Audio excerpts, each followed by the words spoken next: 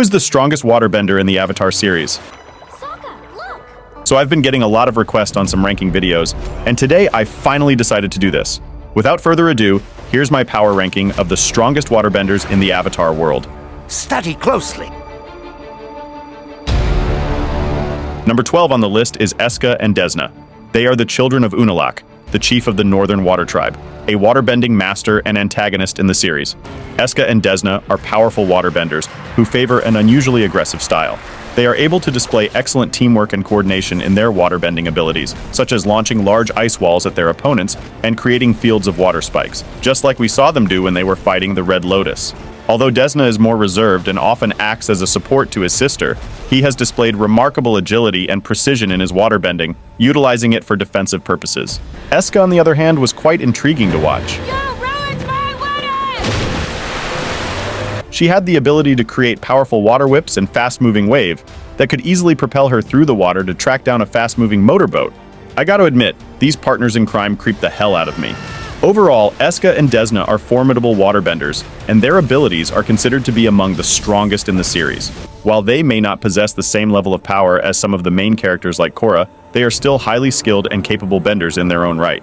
I find it crazy that they're related to Korra. Leave my Golan alone! I am so done with spirits. Eska! I love you! Mwah! Let's face the end of the world together! You're so romantic. At number 11 is Kaya. Of course, I can't list strongest waterbenders without mentioning the one and only daughter of Avatar Aang and the waterbending master herself, Katara. That's one happy family. Kaya, having been trained by her mother, exhibits a high level of proficiency in waterbending. Demonstrating fine control over moving water, she effortlessly descended a waterfall and skillfully intercepted an ice blade during Ming-Hua's attack, redirecting it against her opponent. Her mastery extends to advanced techniques such as water gimbals, pressurized water drills, and water rings. In combat, she utilizes a water skin to fend off aggressors, showcasing her adaptability even in environments with limited water, such as when facing multiple dark spirits. Notably, Kaya displayed her prowess by holding her own against formidable benders like Zahir and Ming-Hua. Furthermore, she has mastered the art of healing, honing her abilities during her travels worldwide. She became a renowned healer, treating Bumi's head injuries and maintaining Janora's energy flow in her soulless body for almost a week without direct water contact. I told you those rocks were slippery. You're lucky you didn't kill yourself. You done with the lecture, Mom? Good luck healing yourself. Additionally, Kaya possesses a deep understanding of her element and its connection to the spiritual aspects of the world. This combination of skills and traits makes Kaya a formidable and well-rounded bender. Coming up at number 10 is Tonraq. As a waterbending master, Tonraq is able to demonstrate powerful waterbending techniques such as creating ice projectiles, manipulating large waves, and forming ice armor for defense. Contrary to a more classical style of waterbending, he tends to rely more on his own brute strength to overpower his opponents, and utilizes a more aggressive style. Combined with his quick reflexes, this makes him a dangerous adversary to the point that he was able to defeat his own brother Unalaq and several Northern Water Tribe soldiers, momentarily hold his own against the Red Lotus leader Zahir, confront numerous dark spirits that threaten the Southern Water Tribe. Tonraq, a former general in the Northern Water Tribe army, is a very remarkable leader and fighter, showing exceptional proficiency with Water Tribe weaponry. His impressive physical strength and enduring resilience make him formidable in the midst of battle. At number 9 is Hama, Sorry to frighten you. My name is Hama. a crazy waterbender who took bloodbending to a whole new level. Hama, a powerful waterbender from the Southern Water Tribe during the 100-Year War, stood alongside Katara as one of the few living waterbenders from her tribe. She was not only the last master of the Southern style, but also displayed remarkable resilience against Fire Nation captivity during Southern Water Tribe raids. Her proficiency, creativity, and resourcefulness were evident in her ability to manipulate water from unconventional sources like grass, flowers, trees, and even the air. That was incredible! It's a shame about the lilies, though. This adaptability allowed her to use waterbending even in the absence of an obvious and significant water source. Hama developed a dark and forbidden technique. Blood bending. With her mastery over this sinister art, she could control the movements of others by manipulating the water within their bodies. I don't know if I want that kind of power. Beyond her combative skills, Hama proved to be a capable teacher, swiftly passing on her knowledge of Southern-style waterbending to Katara, who was already a master in her own right. Hama's proficiency extended to acting, as she was able to conceal her grudge against Fire Nation neighbors while enacting revenge on them.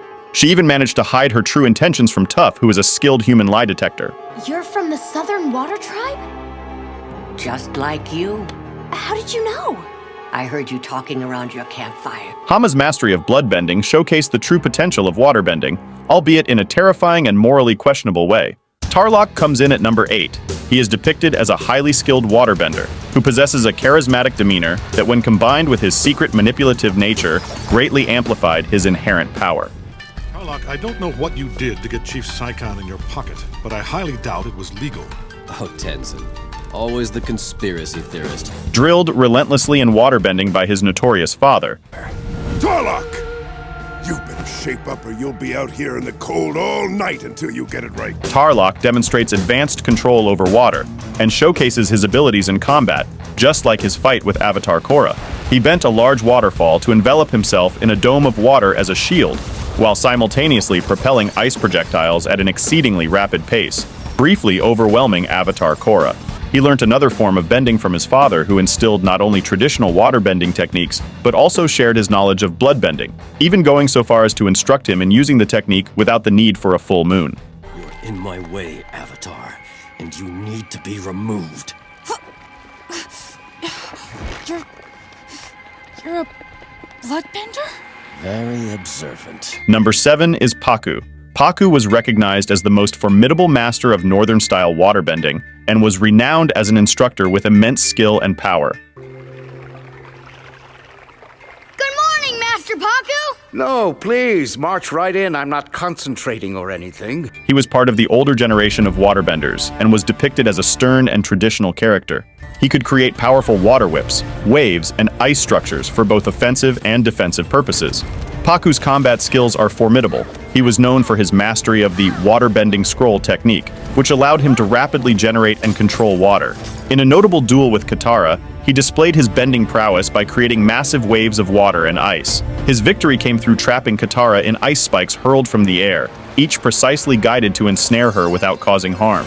During the Siege of the North, he fought alongside other waterbenders to defend the Northern Water Tribe against the Fire Nation's invasion. Despite his advanced age, Pakku demonstrated incredible agility, strength, and skill in battle, holding his own against multiple Fire Nation soldiers. Beyond his role as an instructor, Pakku was a member of the Order of the White Lotus and actively participated in the liberation of Ba Sing Se. Furthermore, Pakku was one of the few who possessed the ability to heal using waterbending, a skill typically associated with the healing abilities of the series' main character, Katara. Number 6 is Ming-Hua. Now let's talk about how this extraordinary waterbender overcame a unique physical challenge. Ming-Hua, a member of the Red Lotus, lost both her arms at a young age. However, she utilized her waterbending abilities to create water tendrils that acted as her arms. It's safe to say that she's actually waterbending with her mind on the low. She's capable of conventional movement and freezing techniques, though her use of shaping water into tentacles makes her a singular combatant. Those tentacles boost her adaptability and creativity in combat, making her one of the most dangerous waterbenders on the planet. As a further testament to her skill, Ming-Hua was able to maintain her water tendrils while performing other feats of waterbending. She broke out of her cell that was suspended over a volcano while taking out guards, dodged ice projectiles from Desna and Eska, then navigated the barriers they set up to incapacitate the twins simultaneously, lifted Bolin out of a pool in a sphere of water, and trapped him despite already using one of her tendrils to clutch Mako. Ming-Hua overpowered Kaya with a water blast, formed a wave of water as she rode along while making an ice spear, then caught herself after being thrown off a balcony. For someone who is disabled, she's insanely powerful. Number 5 is the current winner of the worst father ever, Yakone. And if you think otherwise, you are on your own.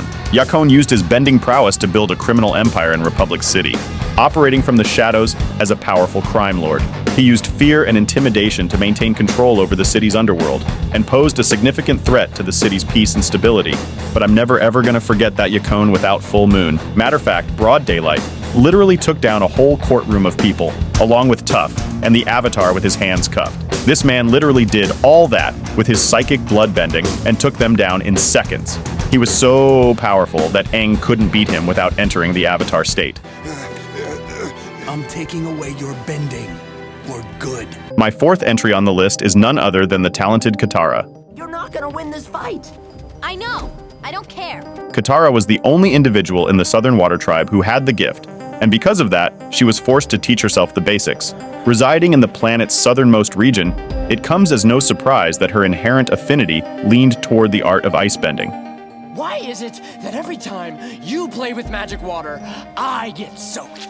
As a matter of fact, the act of trapping enemies within ice swiftly became a fundamental aspect of her skill set.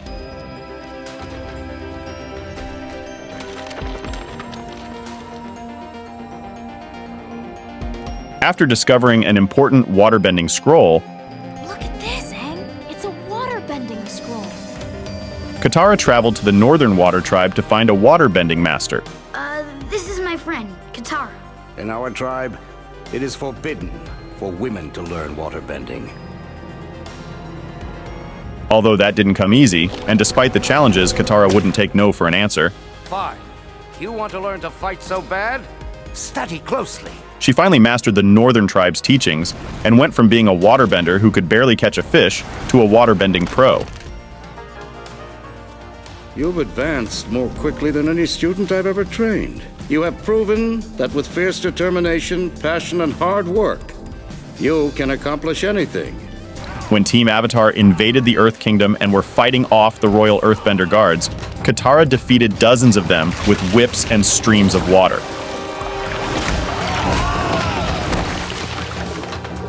But Katara reached a breaking point that drastically changed her personality after Zuko's betrayal and the apparent death of the Avatar. I see you've learned a new trick. Her waterbending became even more advanced and destructive.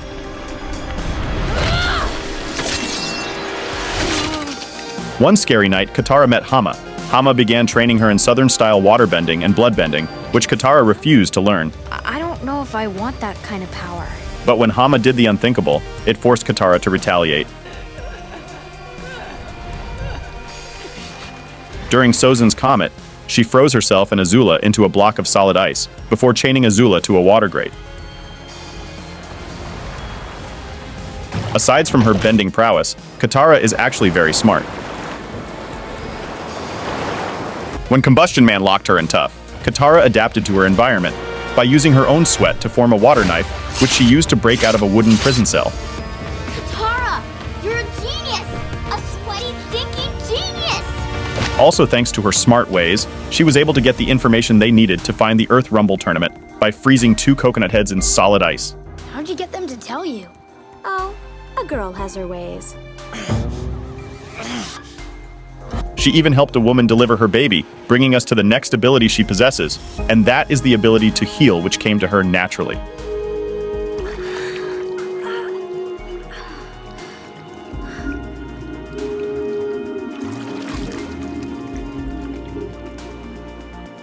You have healing abilities. The great benders of the Water Tribe sometimes have this ability.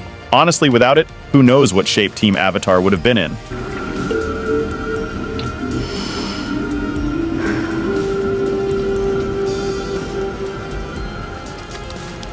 Wow, that's good water.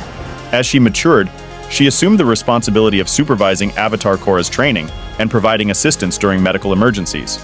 It is noteworthy that her decision to stand up for herself on that pivotal day significantly shaped the world. Number 3 is Noatak, aka Amon. While his true identity remained a mystery for some time, Armin's waterbending skills were undeniable. From a very young age, he excelled under the strict lessons of his father, who continually praised him, especially in comparison to the less talented Tarrlok. That's the way it's done. That's what you need to strive for. He was capable of launching himself out of a body of water on a gigantic water spout. Yakone's bloodbending abilities were passed down to his sons. With his skill in psychic bending, he was able to minimally alter the movements of his opponents and give himself the advantage without revealing that he was a bender. He also exhibited the ability to resist bloodbending with little effort, even against Tarrlok, who had mastered the skill to a similar level. He embraced his father's legacy, dedicating himself to eradicating bending from society. His ability to bloodbend without a full moon, combined with his talent for energy bending, allowed him to strip other benders of their abilities, just like he did to Lin Beifong and other benders. Unfortunately, no medical intervention was effective in reversing this effect, and even Katara, a world-renowned healer and blood-bending expert in her own right, was unable to reverse its effects.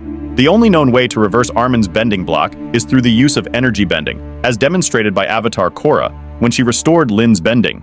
Apart from his combat and bending skills, he had extreme physical resilience that allowed him to tank and recover from a point-blank lightning bolt shot by Mako in mere seconds. At number 2 is Unalaq. As the chief of the Northern Water Tribe and Korra's uncle, Unalaq showcased his immense waterbending skills throughout the series. He was able to engage in combat, using only a minimal amount of water. His offensive bending stands out as his most remarkable attribute, as he was able to fire off incredibly powerful attacks in quick succession, even changing the type of attack he fires mid-flight. For example, during his fight with Korra, he transitioned from a torrent of water to a grappling technique, forcefully throwing her to the ground. He could attack from several directions simultaneously, just like he did in his fight against Tonraq. His water attacks were strong enough to shatter boulders and earth shields. What made him even more formidable was his ability to merge with Vaatu and become the Dark Avatar. Because of this merger, Unalaq became significantly more powerful, being able to use his own version of the Avatar state, with orange glowing eyes instead of white. After Unalaq destroyed Rava, he ascended into a new, giant humanoid version of Vaatu. He gained incredible size and strength in this new form. Unalaq's obsession with spirits directly or indirectly resulted in his brother's banishment, severing the Avatar's connection to their past lives and infesting Republic City with spirit vines that would plague the city for years to come. But his actions also had positive impacts, as they led to humans and spirits coexisting, Korra becoming a spiritual avatar, and the return of new airbenders to the world for the first time in almost 200 years. I don't see any character confidently dealing with his water-bending prowess, backed up by fantastic speed, incredible raw power, and crazy mind for fighting. You'd need the incredibly diverse skill set of an avatar, Comet Boast, or some sort of hacks ability and other to achieve this. It's honestly such a shame that his character was so bland and dull. When Unalaq starts talking, it's the worst part of the episode, but when he starts fighting, it's the best part of the episode. Finally, at number 1, we have Yue. Yue wasn't a waterbender at all. In fact, she was a princess who, as a newborn, was touched by the moon spirit and given life. You have been touched by the moon spirit. Some of its life is in you. Yes, you're right. When Admiral Zhao fatally struck the moon spirit's mortal form, it made all waterbenders powerless without the moon's influence. Yue sacrificed herself to give back the life that the moon had given her. Although she did not possess any waterbending ability during her life, Yue took over the moon spirit's abilities and became a waterbender capable of avatar-level techniques. If Yue hadn't become the sacrificial lamb, there would have been no waterbending at all. So Yue, this is an honorary award given to you for your exceptional service and internal contribution to the waterbending community. Let's give it up for Yue.